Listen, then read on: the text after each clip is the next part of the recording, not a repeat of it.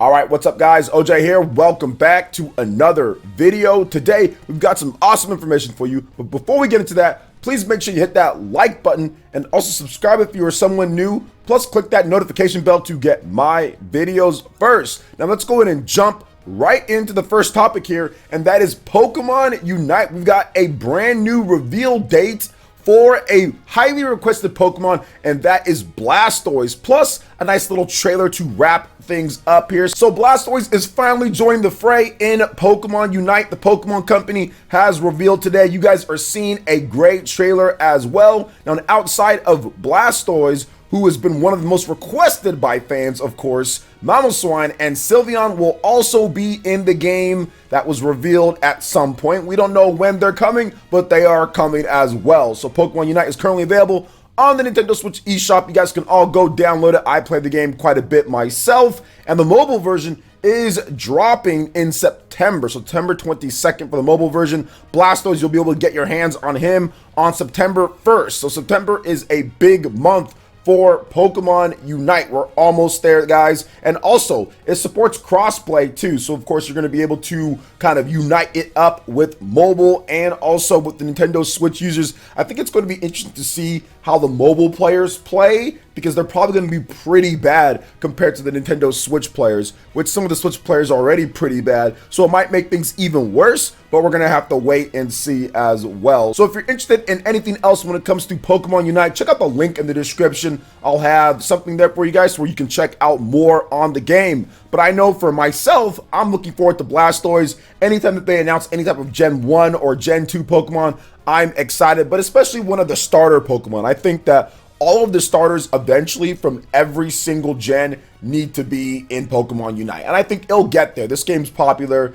It's doing really well. So I think that eventually we're going to have every single starter Pokemon from every single gen. And then my Pokemon Unite life will be complete once that does happen. So very happy to see Blastoise is joining the fray, and I cannot wait to use him on September 1st. So what are your thoughts on this when it comes to Blastoise and some of the other Pokemon hopping into Pokemon Unite in September? Let me know your thoughts in the comment section below. All right, and moving on to the next topic here, guys. We've got a big AAA announcement for the Nintendo Switch, in addition to other platforms as well. A big game here, big franchise. Marvel Midnight Suns has been announced for the Nintendo Switch alongside the PS5, Xbox Series, PS4, Xbox One, and also the PC. So this is a very exciting game, especially for all my Fire Emblem, XCOM, and Mario plus Rabbids fans out there, because it's essentially XCOM but with Marvel superheroes, and it's coming to the Nintendo Switch. So very exciting, because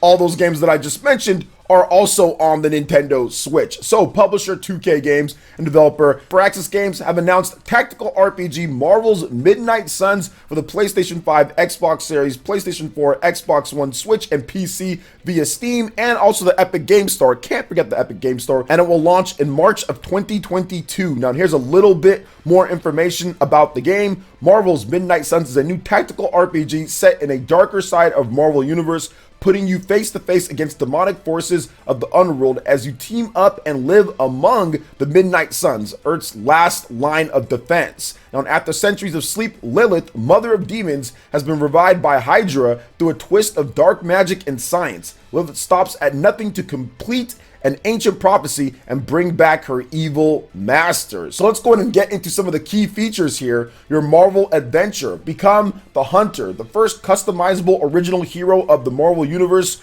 Lead a legendary collection of heroes that span across the Avengers, X-Men, Runaways, and more as you customize your team, tailor your selection of abilities to suit your playstyle, and unlock iconic outfits that will delight any Marvel fan. Explore the dark side of Marvel, rise up against the demonic forces of Lilith, and experience an immersive personal story that brings familiar heroes to an unfamiliar world filled with the supernatural and the mystical. The stakes are higher than ever as you face off against fallen versions of iconic characters and attempt to stop Lilith from reviving her evil master. Live among the legends, see heroes in a new light, and unlock additional abilities as you develop relationships and strengthen personal bonds outside the field of battle with some of your favorite Marvel superheroes such as Iron Man, Wolverine, and Captain America. Dive deep and explore the Abbey, your very own mystical secret base, as you explore the grounds and uncover its hidden mysteries. And last but definitely not least, fight and think like a superhero, team up with your fellow heroes, assess the tactical battlefield, and strategically launch devastating iconic attacks against the forces of darkness. From the creators of the critically acclaimed tactical XCOM series come a new, engaging, and deeply customizable battle system that rewards clever thinking with superhero flair. The gameplay reveal is planned for September 1st as well, and I'm very excited about this because they are taking some of that Fire Emblem type of gameplay, building bonds outside of the battle and everything, and kind of seeing how that's going to lead to unlock new skills for those characters. So yeah, very good stuff here. No gameplay at the Gamescom show, and the trailer was just CG at first, but I'm pretty sure once they do show us this, it's going to look really well. I think that XCOM is such a great franchise. Mario plus Rabbids learned a lot from it. Obviously, we had Fire Emblem before that, so I'm really looking forward to seeing more of the gameplay, but it's great to see another AAA style of game being announced for the Nintendo Switch. So what are your thoughts on this when it comes to Marvel Midnight Suns for the Switch and also other platforms as well? Let me know in the comment section below. All right, and moving on to the next topic here, guys. We've got a big PlayStation 5 and 4 game that was just delayed. Yes, Horizon Forbidden West was officially delayed to February 18th, 2022. And I was not surprised at first. Before we get into the topic here, I was not surprised at first because I thought that it was already in my brain that the game wasn't coming out this year. But then everybody had to remind me that no, there wasn't any official confirmation that the game was delayed. We just got that rumor and everyone kind of put it around there, but it was pretty much a done deal since they haven't talked about the game in quite some time, and there's no way that they're not going to have a marketing campaign leading into the holiday. But now we have the official confirmation, but we have a little bit of a nice surprise because Horizon Zero Dawn on PlayStation 5 got a little update to bump things up quite a bit. So we're going to talk about that. So publisher Sony Interactive Entertainment and developer Guerrilla Games have delayed Horizon Forbidden West from its previously planned holiday 2021 release window to February 18th, 2022. It will be available for the PlayStation 5 and PlayStation 4. Pre-orders will open on September 2nd.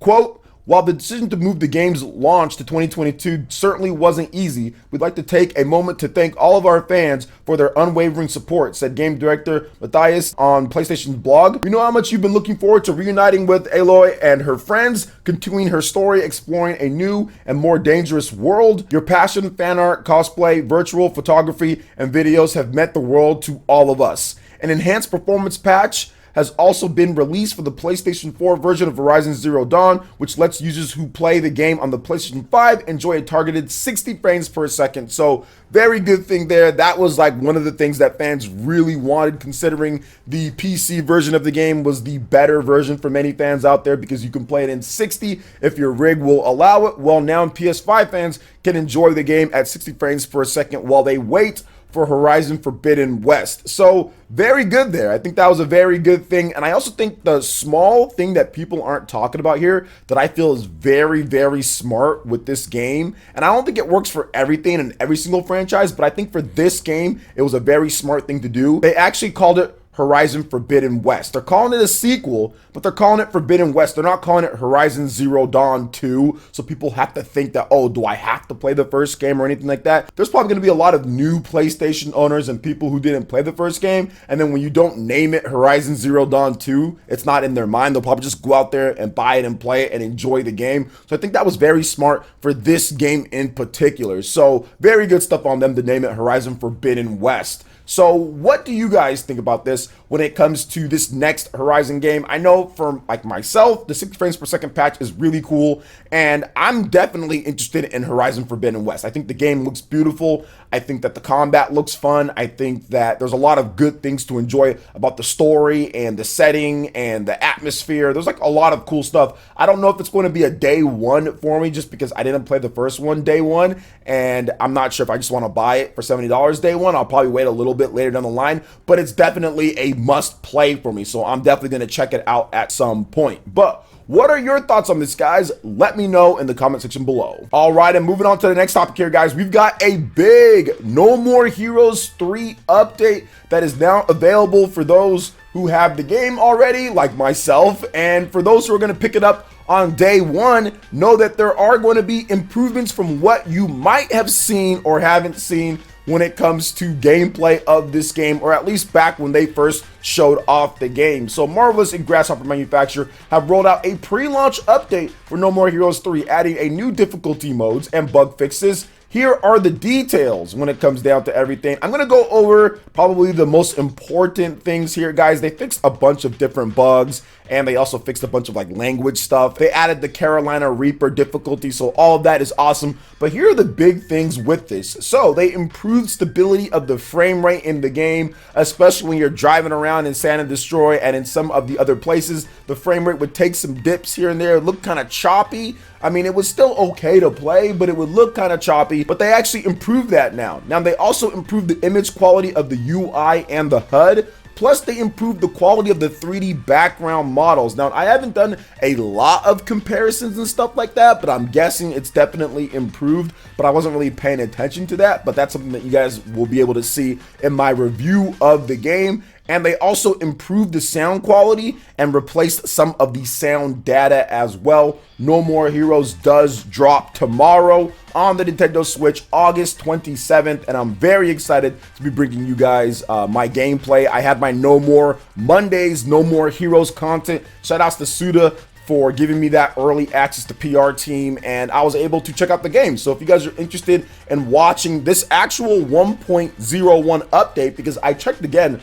on my save file for my gameplay video that I did, and I also think my Let's Play as well, it was definitely the 1.01 update. So if you guys want to see it in action, feel free to check out my videos already on it. I have a live stream as well that you can go check out too. That's all up on the channel for you guys to watch. So excited for you guys to actually get the chance to play No More Heroes 3 yourself this week. So what do you guys think about this big update to No More Heroes 3, improving a number of different things? Let me know your thoughts in the comment section below. All right, and moving on to the final topic here, guys. We've got 2 new announcements when it comes to Nickelodeon All-Star Brawls today. So make sure that you watch this video today, because these announcements are going to be today, and then I'm going to be covering it more later when they announce who it is. It looks like there's going to be 8 new character announcements overall, but 2 for today. Look out for that, guys, because Game Mill, Ludosity, and Fairly Play Labs will be revealing those 2 characters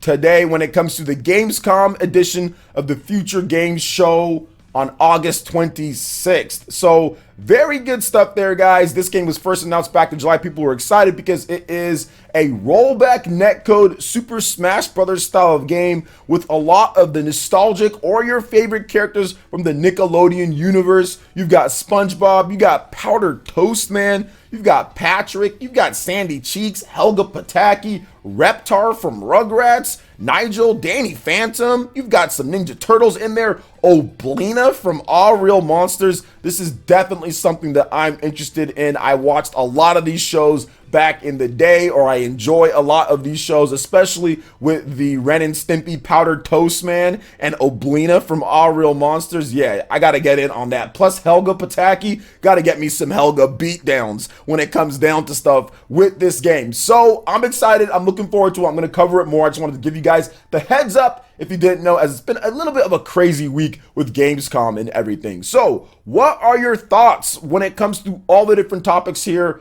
Let me know in the comment section below. All right, guys, that wraps it up for this video here. Check out the links in the description. I've got a Twitter page. Go and give me a follow on there. Stay up to date on all latest gaming news and information. Also, make sure you like, comment, and subscribe, and share this video if you can. Thank you so much for watching, and we'll catch you for the next one. Peace.